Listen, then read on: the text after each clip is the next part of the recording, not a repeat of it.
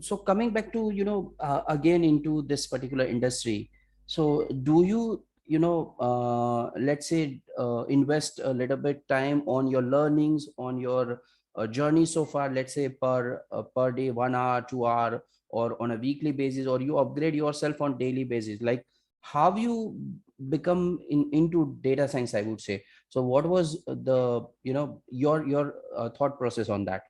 So a learner can get a fair idea about that. So if they wanted to pursue a career, they can get a guideline from it. Absolutely, absolutely.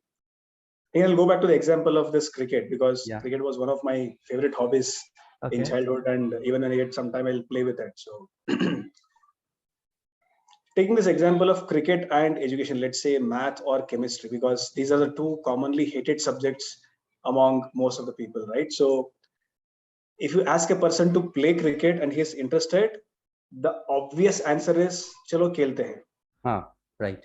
But on the other side, when you want to do the padai on chemistry or math, and if you Right. hate it, no matter how interesting the lecturer is or the subject is, your response is kal karte hai, yeah, we'll do it tomorrow Right. or sometime later.